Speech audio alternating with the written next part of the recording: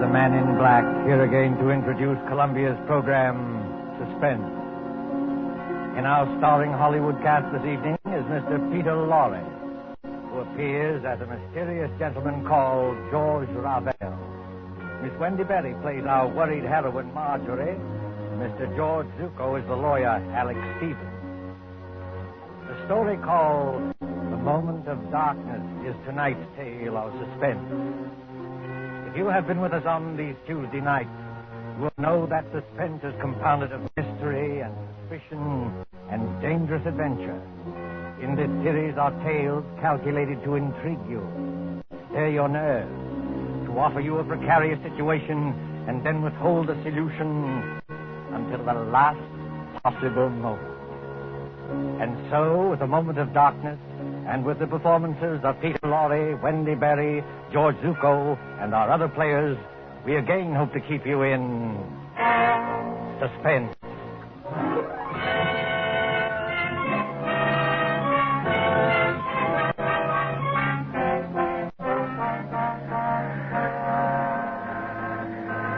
The Train Bleu crack express train from Paris to the French Riviera, which in these carefree days before the war used to make the journey from Paris to Nice overnight. At the Gare du Sud, on this particular mild spring evening, the train with its glistening wagon-lits or sleeping cars waits in a station filled with smoke and the iron coughing of engines. You can hear the excited crowd and the slamming of compartment doors.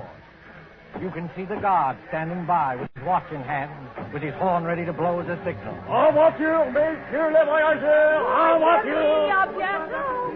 Better get in, Emily. The train just about ready to start. Commotion there. The last moment just before the signal, a girl in a light summer dress, carrying a small suitcase, hurries along the platform towards car number 10.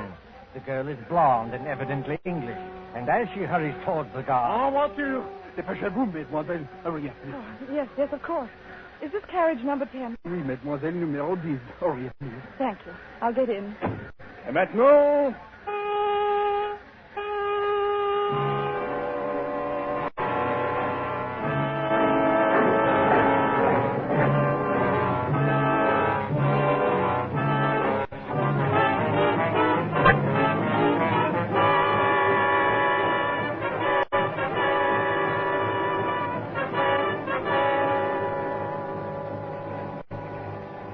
Corridor must be at least a mile long. Car 10. Compartment number 6. Compartment number 6. Compartment... here it is. Yes, come in. Mr. Stevens, Oh, I beg your pardon. That's quite all right. Won't you come in? I thought this was Mr. Stevens' compartment. It is his compartment. I'm sharing it with him. He is on the train, isn't he? Oh, yes. He's going to look for some luggage that failed to turn up. In the meantime, won't you come in and sit down? Thank you.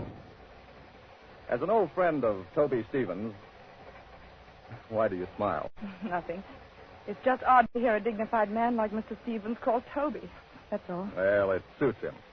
As an old friend of his anyway, may I introduce myself? I'm Ken Blake, on vacation from the American consulate in London. How do you do? My name is Gray, Marjorie Gray. I most particularly wanted to have a word with Mr. Stevens.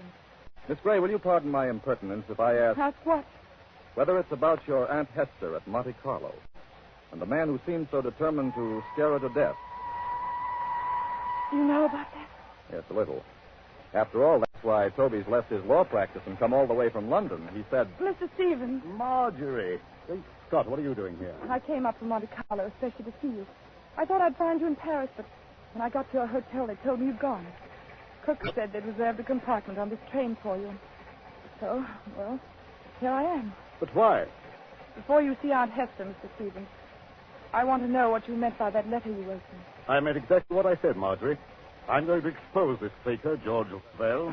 Excuse me, if you two want to talk, I'll just clear out of here. No, Ken, stay where you are. Really, Mr. Stevens? You've made an impression on her, Ken. When the girl suddenly becomes thoroughly British after spending half her life on the Riviera, well, you made an impression. Don't talk like that, Toby. She won't get annoyed with you for saying it. She'll just get annoyed with me. Margaret, this is Ken Blake. We've met, thanks. I asked him to come along with me, and for a very good reason. Indeed? Ken was for years at the American consulate in Paris. He knows all the heads of the Sûreté Générale, that's the Scotland Yard of France. And in particular, he knows the great detective Flamand, who's the chef de Sûreté. I thought Ken might be very useful when we nab Ravel. But I tell you, Ravel is dangerous. Dangerous in my eyes. Something's going to happen. I know something dreadful's going to happen. Now, let's face the situation, Marjorie. Your Aunt Hester is middle-aged, wealthy, and... Oh, if only Uncle Paul hadn't died. He was the decentest person I ever knew. But he did die, my dear, and Hester can't be consoled. She can't eat, she can't sleep, she can't think of anything except getting in touch with his spirit. Along comes this faker Ravel who gives seances. I wonder if he is a faker. You're not falling for this Tommy rot, surely? Really, Mr. Blake? If I'd ask for your advice in this matter... I beg your pardon, Miss Gray. When we get to Nice, I'll take the first train back to Paris. No, wait, please. I didn't mean to be rude.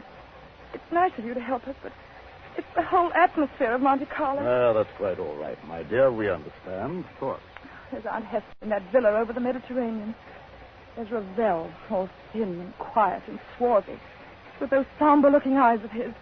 He seems to dominate her, just as Mr. Stevens used to.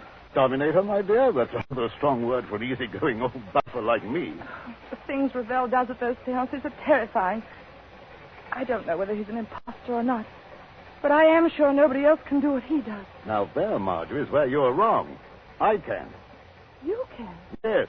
My promise to duplicate in front of your aunt every single trick Ravel ever performed. Oh, but that's impossible. Is it? Wait and see. I'll put it up to Mr. Blake. It isn't merely that Ravel is tied up, tied hand and foot in a chair, while these horrible things are going on. I know there are people who can get out of ropes and back into them again.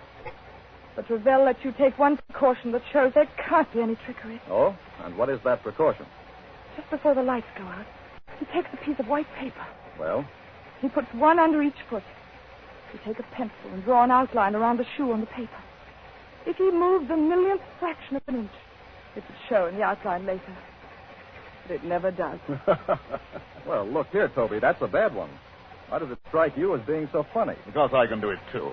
Just give me a moment of darkness, that's all. You mean he gets out of his shoes or something like that? No, he could hardly get out of his shoes and back into them without disturbing the outline. Then he doesn't leave his chair after all. On the contrary, he can be all over the room. Well, how in Satan's name does he do it? My dear fellow, there's nothing simple.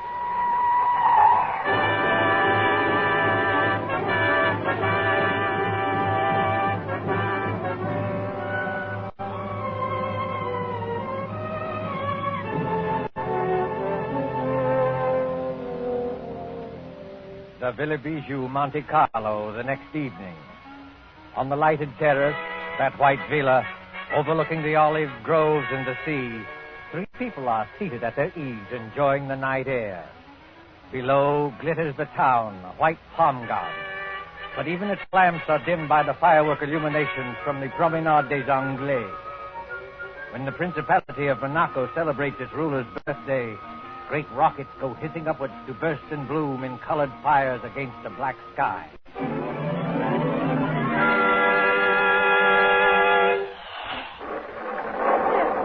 I don't like those fireworks. The noise upsets me. I wish they'd stop. Never mind the fireworks, Hester. You've heard my proposition. Give me an answer. Oh, what's more, you spill broth on your jacket at dinner. You're the clumsiest eater I ever saw. Here. Let me take a handkerchief to it. Please, Aunt Hester, won't you answer Mr. Stevens? Why don't you two let me alone? Both of you. We're only trying to help you. Don't you believe that? Oh, yes, I believe it. But I'm happy. I talked with my husband twice last week. Now, look here, Hester. This has got to stop. Why? Ravel's a fraud, and I can prove it. If Monsieur Ravel is a fraud, what is he gained by this? Has he not asked for money? I don't know, has he? No. Not a penny. You haven't changed your will by any chance. People do queer things sometimes that even their solicitors don't know about. Oh, no, dear. I haven't changed my will. When I die, Marjorie inherits everything. I am a lonely woman. I'm getting old. I haven't got much to look forward to. Now, why don't you go your way and let me go mine? Suppose Ravel is a fraud. Just suppose it. Well, all right. Have your way. You wouldn't like to think you'd been deliberately tricked and imposed on now, would you? No. Now, listen, Hester. If I prove to you these so-called miracles were really tricks that I can do myself. Oh, don't be ridiculous, Alex Stevens. I'll prove that here and now. Would that shake your faith a little? Oh, yes, I suppose it would. But how did you become so clever all of a sudden? How did you become so gullible all of a sudden? You used to scoff at this sort of thing. You used to be gay and lively and go to the casino. Well, that was before Paul died. You're shivering, Marjorie. If you feel cold, put on a wrap. I'm not cold. It's only... Only what? Got a kind of presentiment that there's something dreadful hanging over it. I can't tell what direction it's taking or who's in danger. But I'm sure it's going to burst. Just as sure as By George, look at that rocket. Yes. Red and gold stars. And a deathly white blaze like the life we're living. You can see every leaf in the garden. Every blade of grass. And we can also see, look there, rather than Ken Blake coming up the path. This Ken Blake, Mr. Stevens. Are you sure he's quite honest? My dear Marjorie, Ken's all right. I've known him for years. I thought he came here to help expose Ravel. But he and Ravel are as thick as thieves. What sort of game is going on here? Game, mademoiselle? You spoke of a game? Yes, Monsieur Ravel, I did. So did I, friend Ravel. Are you ready for my demonstration tonight? Demonstration? In the seance room upstairs. You claim you can bring back the dead. Pardon me, monsieur. I claim nothing. When I'm in trance, I cannot tell what happens. But I can. I'm going to make ghosts walk by perfectly natural means. You know, Monsieur Stevens, I don't understand your logic. Logic? Yes, you wish to, how do you put it? Expose me? But how will you expose me by these childish tricks? If I show you a counterfeit 10-pound note, does that prove there's no Bank of England? I'm not going to argue subtleties with you. You can always beat me there. I'm a plain, ordinary man with a little common sense to back me up. No. Come on, my friend. Not an ordinary man, surely.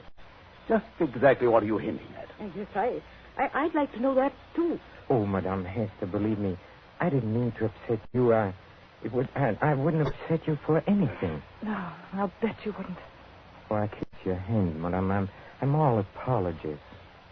Well, let this gentleman do what he likes. But I warn him.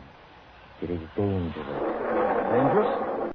How is it dangerous? That's the first time you've spoken, Mr. Blake. Why have you been so quiet? Please, Marjorie, please now, be a good girl and stop interrupting. Oh, I'm sorry, Aunt Hester. But he's been muttering to himself and moving from one foot to the other and looking guilty. Confound it, I'm not looking guilty. Aren't you? No, it's a hot night. I don't like this business at all. Why will a seance be dangerous? Why? Because we shall be tampering with evil forces. Evil forces, my foot. Oh, you doubt it? Yes. This brave Monsieur Stevens is challenging the unseen world. He's mocking at forces he does not understand.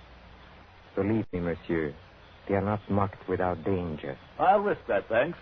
Well, up in the seance room, with a door bolted on the inside, we shall be at their mercy.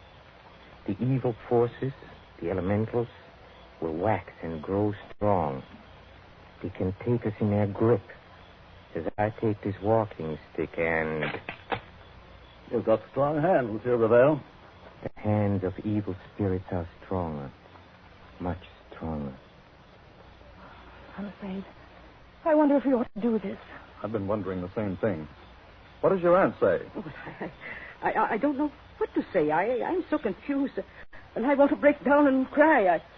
Well, I suppose we'd better do it, or Alex Stevens will never let me hear the end of it. For the last time, monsieur, will you be warned of danger? No. Very well. Oh, Madame Hester. Yes, Monsieur Ravel. Do you believe that I am an impostor? No, dear, of course not. But in your heart, you are not yet convinced. Well, I don't know. I'm not such a fool as some people seem to think. But if something did happen, something to show there are living forces beyond this world, it would convince you utterly? Oh, yes, I suppose it would. Then, shall we allow Monsieur Stevens to go on with his demonstration? I have a feeling we shouldn't do this.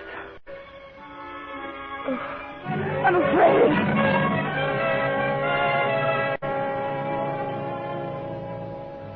Upstairs at the Villa Bijou, there is a small, bare, deeply carpeted room. Its only furniture consists of a round table, 5 chairs, and a large cabinet phonograph. There is only one door, and there are no windows. In one chair, a little way back from the table, sits Mr. Alexander Stevens. He is tied hand and foot, the outline of his shoes drawn with pencil on pieces of paper, so that he cannot move. Now then, friend Raphael. Have you quite finished tying me up? Oh, yes. Yes, and I bet you won't get out of these knots, sir. Well, we'll see about that. Are the rest of you ready? Yes, all right. Oh, dear, I wish I'd put some smelling salts in my handbag. Well, what do you want us to do now? You'll have conditions exactly as they are for Mr. Ravel. I'll sit in this chair back from the table. You four sit round the table, clasping hands to form a circle. All right, let's get on with it. Ken, will you start the gramophone? I believe it's customary, Mr. Ravel, to have hymns played at the beginning of the seance to establish the proper frame of mind. Yes, monsieur, that's true. You fool. What did you say? Oh, nothing, monsieur. Please continue. Start the gramophone, Ken. When you've done that, turn out the lights from that switch by the door. Then join the circle. Clasp each other's hands tightly and don't let go unless... Unless what? Well, unless something gets me. Be careful, monsieur. Go on, please. Start the gramophone. All right, here goes.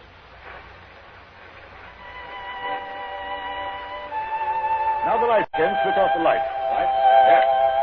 There you are. It's pitch dark. I can't see my way back to the table. Here, Ken. Here's my hand. Thank you. Mine Thanks. on the other side, Mr. Blake. Thank you. I've got my bearings now. Are all of you clasping the hands of the next person?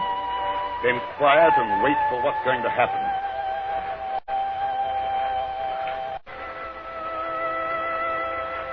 Ken, look. Look where? Over there, where Mr. Stevens is sitting. What about it? There's a luminous spot in the dark, about the size of a shilling. Quiet, please.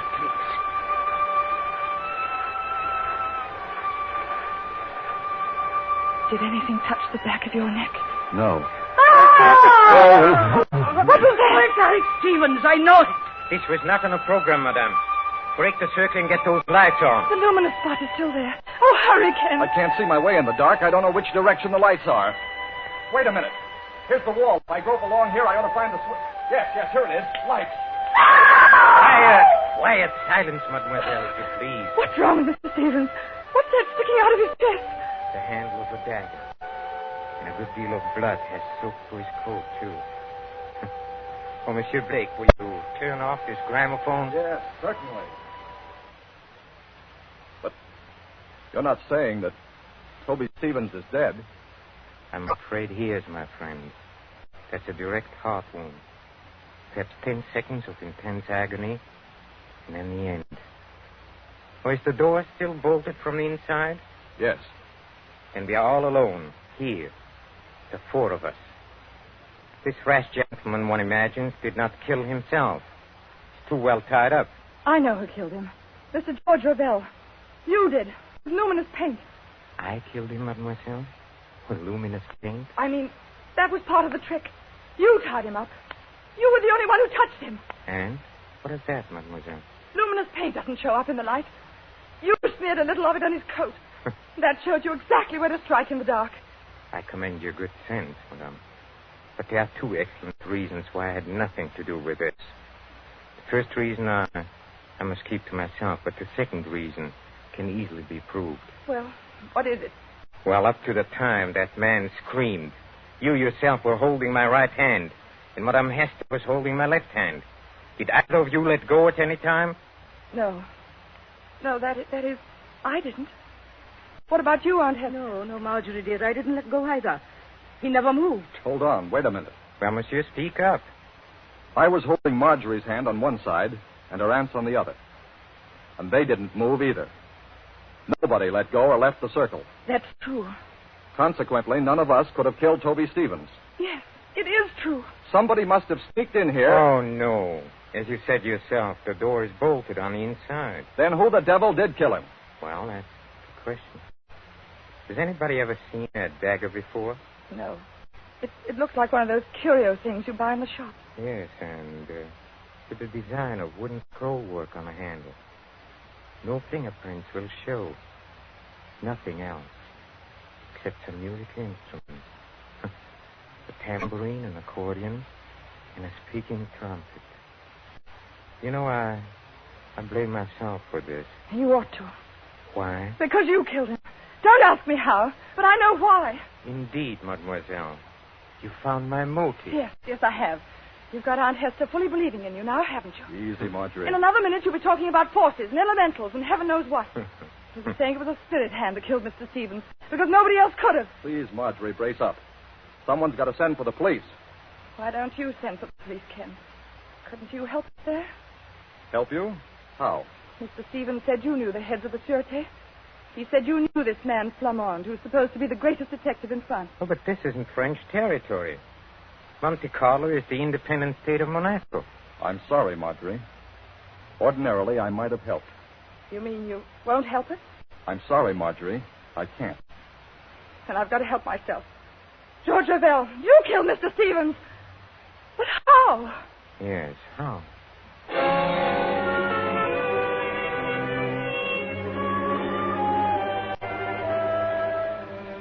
24 hours later, 24 hours of blind puzzling.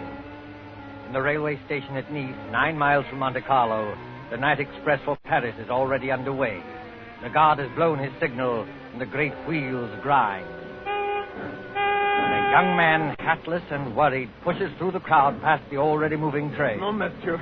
C'est défendu. Vous êtes trop tard. Too late, nothing. I'm getting aboard this train. Prenez garde, monsieur. Prenez garde. I'm sorry to have caused you any trouble, guard. But do you happen to know whether... Marjorie. Ken Blake, what are you doing on this train? Exactly the question I wanted to ask you. Walk along the corridor with me, will you? All right. Marjorie, you little idiot. What's the idea of running away? If it's any of your business, Mr. Blake, I'm not running away. I'm merely going to Paris. You were told to stay in Monte Carlo. Don't you know you can land in jail for this? They'll put you in jail, too, won't they? Yes, I suppose so. But what's the idea of going to Paris? First of all, I had to get Aunt Hester away from that man, Ravel. She really thinks he can call up ghosts now. Is your aunt on this train? Yes, in that compartment there. Second, I'm going to Paris for some real help. I'm going to the Sûreté. I'm going to see this man, Flamand. You won't find Flamand in Paris, Marjorie. And you'll certainly never get him to arrest Georges Ravel. Oh? And why not? Because, my dear idiot, Georges Ravel is Flamand. What are you saying? The man who calls himself Ravel is really Flamand, the head of the whole French Detective Bureau. He made me promise not to tell anybody. Oh, then that's why you've been looking so guilty for 2 days. Yes, I tried to tip you off today, but the police were with us all the time. So he is a fake spiritual medium. Mr. Stevens is right about that. And I still say I'm right about the other thing. Whoever he is, Ravel killed Mr. Stevens. But how and why? Oh, I don't know. This alleged detective. Did he tell you why he was masquerading as a medium in Monte Carlo? No. All I know is that we're in one sweet mess. We've left town without permission. They'll probably stop the train and send us back in a patrol wagon. Oh, no, my friend. That won't be at all necessary. Ravel! Yes, mademoiselle. Ravel or Flamand. Well, since you know me as Ravel, call me that. You knew that I was on this train? Oh, naturally. Look here, old man. I kept quiet about you because you swore it was a matter of life and death.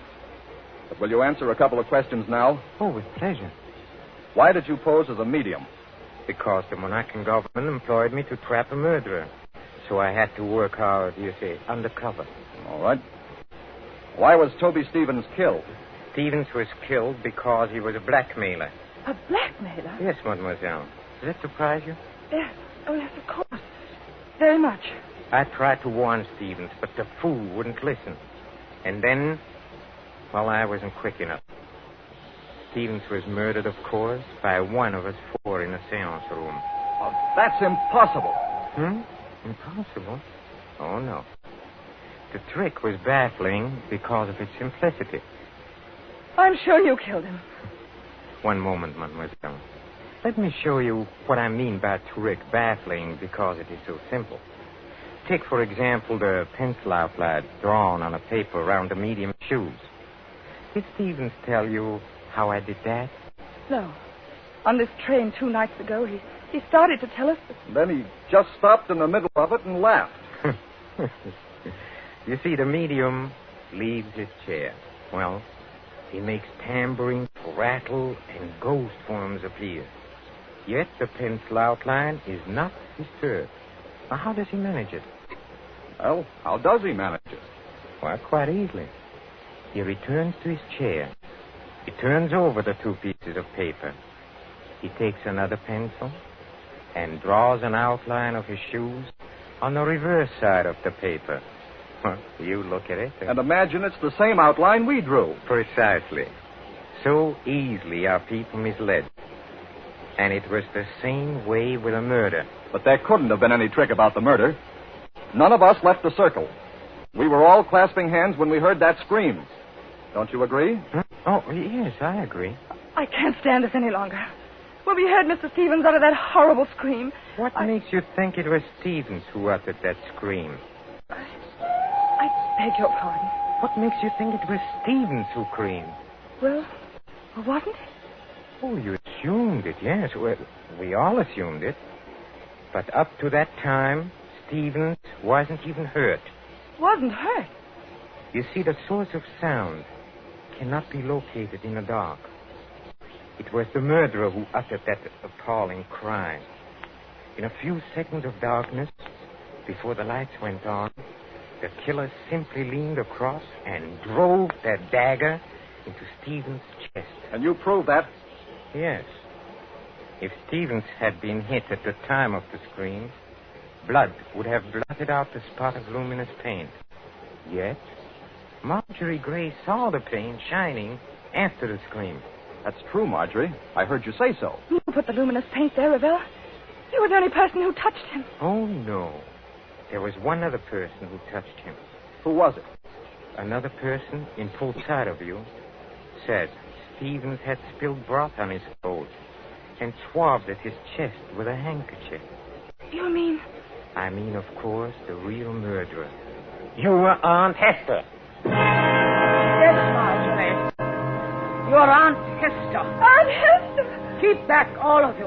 Oh, so you managed to find the revolver? Marjorie, I poisoned your Uncle Paul. I poisoned my husband, and Alex Stevens knew it. You can't get away, madame. Keep away from the door. I never believed in spiritualism. I let myself be influenced by a medium because Alex Stevens would try to stop it. He was getting money out of me. He wanted no other influence. Don't open that door, madame. But I am opening it. Oh, Aunt Hester, don't! I told you I wasn't as fool as I looked. I had the knife in my hand. Stop her, Kent! Stop her! Well, mademoiselle, she has committed many crimes, but now she has paid for them all.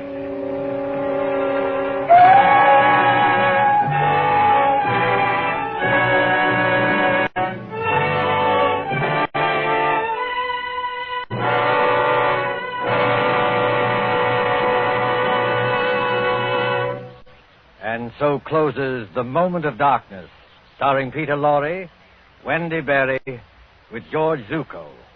Tonight's tale of Suspense.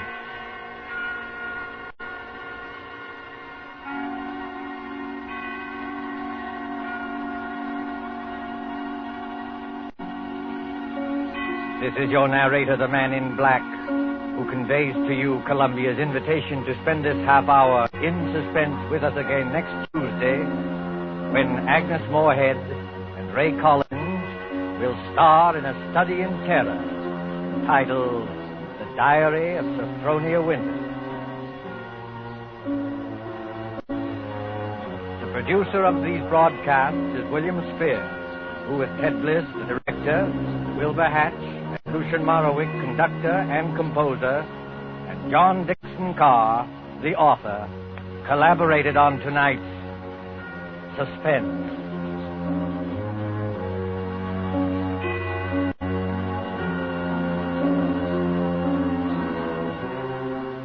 This is the Columbia Broadcasting System.